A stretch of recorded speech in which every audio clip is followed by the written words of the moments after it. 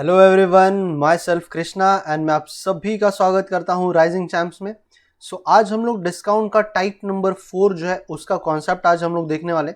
और type number 4 का concept जो है वो रिलेटेड है increase and decrease in rate जब आपको लॉस या गेन हो रहा है। इसका मतलब क्या कि आप जो है कुछ तो प्राइस अपना इंक्रीज करते हो या डिक्रीज करते हो सो दैट आपको कुछ लॉस हो, या फिर लॉस तो वैसे नहीं होता है, आप जनरली जो है प्रॉफिट के लिए ही जो है यहाँ पर इंक्रीज या डिक्रीज करते हो रेट में अकॉर्डिंग टू द कि करके मार्केट में क्या चल रहा है, प्राइस कितना बढ़ाना चाहिए कि समथिंग आपको प्रॉफिट हो या फिर थोड़ा सा प्रॉफिट कम करने के लिए, उस तरीके के क्वेश्चन होते हैं। बट लेक्चर स्टार्ट करने के पहले अगर आपको लेक्चर के रिलेटेड कोई भी डाउट हो तो आप नीचे दिए गए नंबर पे आप हमें ज़रूर मैसेज कर सकते हैं, कॉन्टैक्ट कर सकते हैं, या फिर अगर आप लोग को हम लोग की ऑनलाइन बैचेस अगर ज्वाइन करनी है तो वो सारी भी चीज़ें, वो सारी भी जो इंक्वायरी है वो आप हमें ज़रूर पूछ सकते हैं।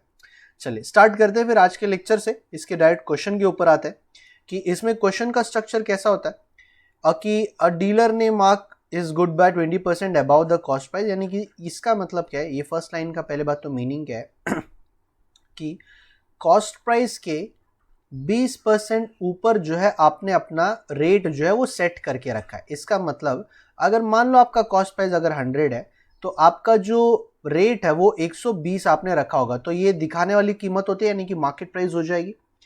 और अगर वो 25% का अगर डिस्काउंट अलाउ करता है आपको, यानी कि 25% का डिस्काउंट, यानी कि कितना 25% का अगर मैं डिस्काउंट की बात करूँ तो ये कितना हो जाएगा आपका 25% मतलब हाफ का हाफ होता है, यानी कि 30, यानी कि ये 90 हो जाएगा।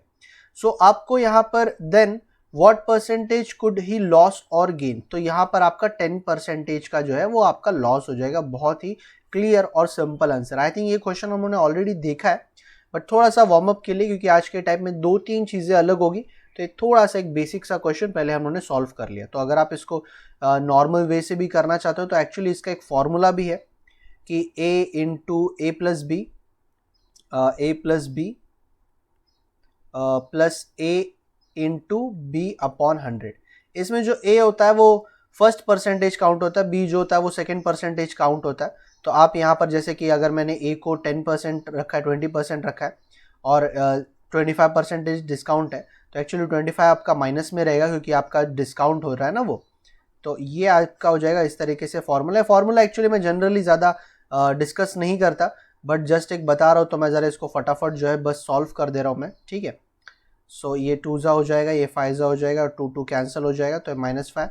सो -5 विल बिकम -10, एंड -10 का मतलब है कि 10% का आपको लॉस। ये फॉर्मूला आपको जो है परसेंटेज टॉपिक में भी देखने के लिए मिलता है। ये फॉर्मूला जनरली वहाँ पर अप्लाई होता है जब हम लोग एक ही चीज़ को 2 बार जो है चेंज करते हैं। जैसे कि मैं CP से MP चला गया, फिर MP पे डिस्काउंट देके SP पे आ गया, तो ये एक ही चीज़ों को जब मैं 2 बार परसेंटेज अप्लाई करता हूँ तो ये फॉर्मूला जो है जनरली अप्लाई होता है। बट ये फॉर्मूला हम लोग ज़्यादा डिस्कस नहीं करते डिस्काउंट टॉपिक में, बट ये फॉर्मूला यहाँ पे भी अप्लाई हो सकता है, तो जस्ट मैंने इसको बता दिया। आप चाहिए तो परसेंटेज टॉपिक में जाके इस फॉर्मूला को अच्छे से देख सकते हो, ये फॉर्मूला और कितनी जगहों पर परसेंटेज में कहाँ कहाँ पर यूज़ हुआ।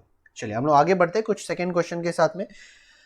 ये क्वेश्चन भी लगभग उसी की तरह की, जो listed price of a cycle is 10% more than the cost price. अब कॉस्ट प्राइस आपको कहीं पर भी क्वेश्चन में नहीं दिख रहा है, तो कॉस्ट प्राइस को अगर मैं 100 ले लूँ तो जो लिस्टेड प्राइस है या फिर जो मार्केट प्राइस है, मार्केट प्राइस ही बोलते हैं उसको, 110 हो जाएगा क्योंकि आपने कॉस्ट प्राइस से इतना ज़्यादा सेट किया है। And then after giving a discount of 20%, so after giving a discount of 20% जो इसकी वैल्यू हो जाएगी ऑफ सेलिंग प्राइस, 20% का डिस्काउंट देने के बाद 20% जो होता है 110 का 22 हो जाएगा।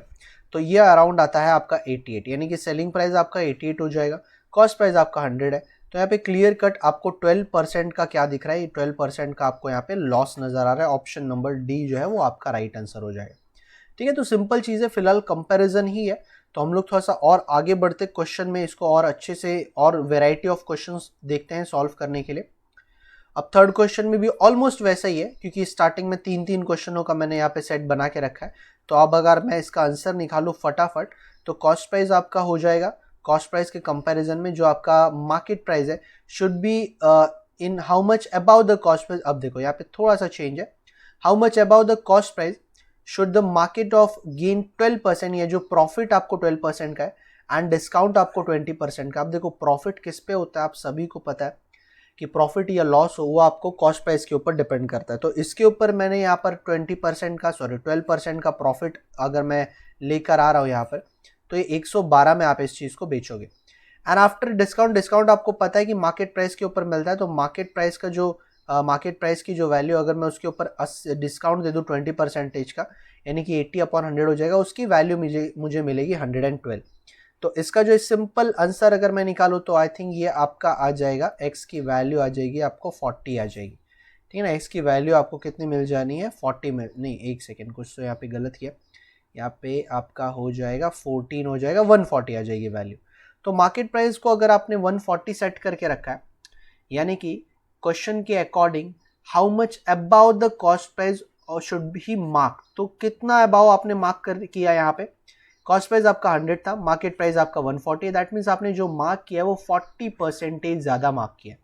तो कभी कभी चीज़ें आपको किस तरीके से दी जाती है, वैल्यू किसको रिलेट करना है, आपको ये एकदम क्लियर आई थिंक यहाँ तक हो जाना चाहिए, क्योंकि आगे आने वाले जो टाइप है वहाँ पे हम लोग प्रॉपर बहुत बढ़िया क्वेश्चन देखेंगे, उसमें कंपैरिजन नहीं होगा, अलग डिफरेंट टाइप के क्वेश्चन होंगे। तो कंपैरिजन वाली जो चीज़ है वो यहाँ तक आपकी एकदम क्लियर हो जानी चाहिए। चलिए, तो कुछ और क्वेश्चन इसके ज़रा प्रैक्टिस करते हैं कि how much percentage should the cost price be increase. तो यहाँ पर सेकेंड वेरिएशन का एक और क्वेश्चन कि डिस्काउंट आपका 25% का है और गेन आपका 20% है। तो अगर सीपी को मैं मान लो यहाँ पर 100 रखता हूँ कि कितना परसेंटेज ज़्यादा आपको कॉस्ट प्राइस से जो है मार्केट प्राइस को मार्क करना है, तो सेलिंग प्राइस मेरा कितना हो जाएगा, कि प्रॉफिट मेरा 20% का है तो सेलिंग प्राइस मेरा हो जाएगा 120, और मार्केट प्राइस कितना हो जाएगा कि सर 25% का डिस्काउंट है ना, तो मान लो 25% का डिस्काउंट है तो 75/100 इक्वल्स टू 120 मिला आंसर। तो ये कितना आ जाएगा, ये आपका 3, ये 4, ये 1, ये 40, तो 40 और 4 आपका 160 आ जाएगा। तो 160 यानी कि कॉस्ट प्राइस से आपने लगभग 60% ज़्यादा जो है अपने मार्केट प्राइस को मार्क करके रखा है, सो दैट आप इसको प्रॉफिट जो है 20% का हो after giving a discount of 25%। मतलब 25% का आप डिस्काउंट देने के बावजूद भी आपको 20% का अगर प्रॉफिट होना है, तो आप कॉस्ट प्राइस से कितना ऊपर जो है मार्केट प्राइस को जो है आप सेट कर सकते हो, ठीक है। चलो, और दो क्वेश्चन और इसके देखते हैं, दो थोड़े से और वेराइटी वाले क्वेश्चन, जहां पर आपको क्वेश्चन के अंदर वैल्यू नजर आ रही है कि एक बुक सेलर ने buy a book for 95 rupees. तो 95 रुपीज़ एक सेलर के लिए कॉस्ट प्राइस होगा, क्योंकि जो बेचने वाला बंदा है जब वो बुक खरीद रहा है तो उसके लिए कॉस्ट प्राइस हो गया, उसको 10% का प्रॉफिट कमाना है। तो प्रॉफिट कितना हो जाएगा, 10% का कितना हो जाएगा, ये हो जाएगा लगभग, ये 10% का प्रॉफिट यानी कि 9.5, तो 10% आई थिंक बड़ा सिंपल है, 104.5 after giving a discount of 5%। मतलब 5% का मुनाफा देने के बावजूद भी आपको अगर 10% का प्रॉफिट कमाना है, तो कॉस्ट प्राइस अगर आपका 95 है तो मार्केट प्राइस आपका कितना होना चाहिए। एकदम सिंपल, पिछले वाले क्वेश्चनों के जैसा ही है, बट उस क्वेश्चन में आपको वैल्यू नहीं दी जा रही थी, इस क्वेश्चन में आपको वैल्यू दी गई है, तो आपको वैल्यू को कंसिडर करते हुए यहाँ पर वैल्यू जो है मार्केट प्राइस निकालना है।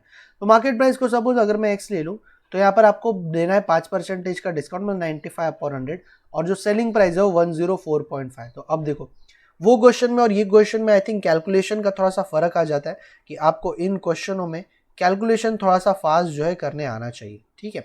तो अगर मैं इसको डायरेक्टली अगर मैं बोलूँ तो ये एक्चुअली कितना हो जाता है, आपको थोड़ा सा अंदाज़ा लग जाना चाहिए, 110 होता है, ठीक है। नहीं, थोड़ा सा आपको अंदाज़ा लग जाना चाहिए कि 95 11 आपका 104.5 होता है, तो 110 वैसे भी 600 और 300 तो कभी भी ऑप्शन में रहने वाला नहीं, और 150 के ऊपर अगर आप 5% का डिस्काउंट लगाओ तो इतना वैल्यू तो कभी कम नहीं होगा, क्योंकि 10% ही 15 होता है तो 5 तो एक ही ऑप्शन दिख रहा है 110, बस उसको आप थोड़ा सा चेक कर लोगे तो आई थिंक बड़ा ईजी हो जाएगा। 10% का डिस्काउंट होता है 5.5, तो अगर इसमें से मैंने 5.5 निकाल दिया तो 104.5 जो है आपको इजीली जो है इसका आंसर आपको मिल जाएगा। सो इसी क्वेश्चन का, इसी वेरिएशन का एक लास्ट क्वेश्चन और लेंगे और ये टाइप जो हम लोग फिनिश करेंगे कि एक टेबल को जो मैन्युफैक्चर करने के लिए जो वैल्यू है वो 1740 है, तो कॉस्ट प्राइस मेरा जो आ जाएगा 1740 आ जाएगा, और उसको 15% का प्रॉफिट कमाना है, 13% का उसको डिस्काउंट देना है। So how many price will he mark on it, तो मार्केट प्राइस ही आपको पूछा है, बट क्वेश्चन के अंदर वैल्यू दी गई है, तो आपको थोड़ा सा ध्यान रखना है कि आपका जो सेलिंग प्राइस है वो पहली बात तो कितना हो जाना चाहिए, क्योंकि प्रॉफिट जो है वो आपका 15% है, ठीक है। प्रॉफिट जो है वो आपका 15% है। एक्चुअली आप निकालने के लिए, चलो मैं इसको एक और मेथड बताता हूँ कि कॉस्ट प्राइस इतना है, इसके ऊपर आपने 15% का प्रॉफिट लगाया, ठीक है, और मार्केट प्राइस पे आपने 13% का क्या लगाया, डिस्काउंट लगाया, दैट मीन्स 87/100 हो जाएगा।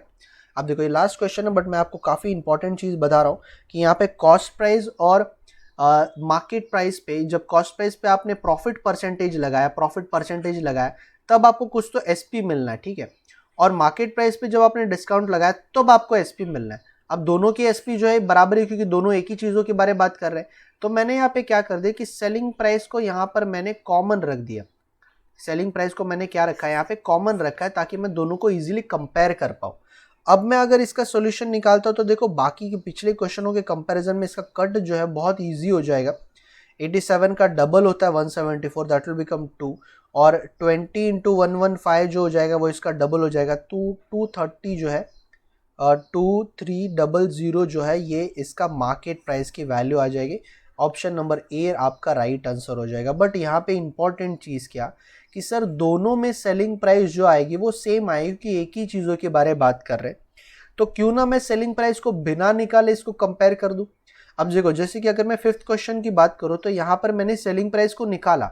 मान लो अगर सेलिंग प्राइस नहीं निकालना होता मुझे, तो 100 के ऊपर मैंने अगर प्रॉफिट कमाना है 10% का, 110 लगा दिया मैंने।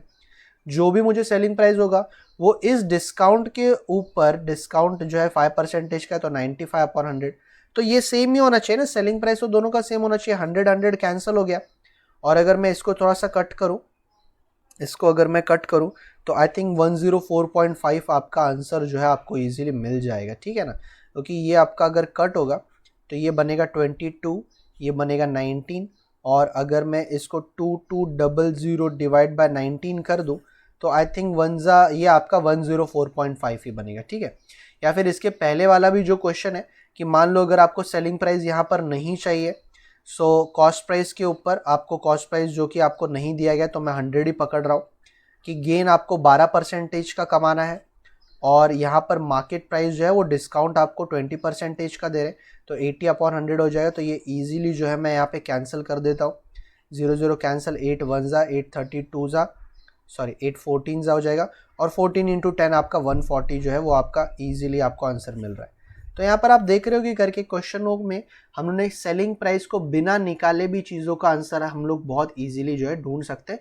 बस मैंने क्या किया, यहाँ पर दोनों भी इक्वेशन में जो सेलिंग प्राइस आ रही थी उन दोनों को कंपेयर कर दिया, उन दोनों को कांस्टेंट रखते हुए दोनों इक्वेशनों को मैंने सिंपल कंपेयर कर दिया, सो दैट मुझे सेलिंग प्राइस ना निकालना पड़े। तो एग्जाम में जो है ये छोटी छोटी चीज़ें आपको बहुत काम में आती है, सो दैट आप जो है किसी भी चीज़ का सोल्यूशन जो है विद इन 20 सेकेंड के अंदर या 30 सेकेंड के अंदर जो है वो आप निकाल पाओ। सो आई होप सो कि आपको लेक्चर जो है काफ़ी पसंद आया होगा। नेक्स्ट वीडियो में हम लोग बहुत जल्द मिलेंगे, तब तक के लिए सभी को take care and bye bye. अगर आपको हमारा ये वीडियो पसंद आया है तो प्लीज़ हमारे चैनल को ज़्यादा से ज़्यादा शेयर करिए, लाइक करिए, एंड मोस्ट इम्पॉर्टेंट सब्सक्राइब करना ना भूलिए। तो मिलते हैं अगले वीडियो में, तब तक के लिए take care and good bye.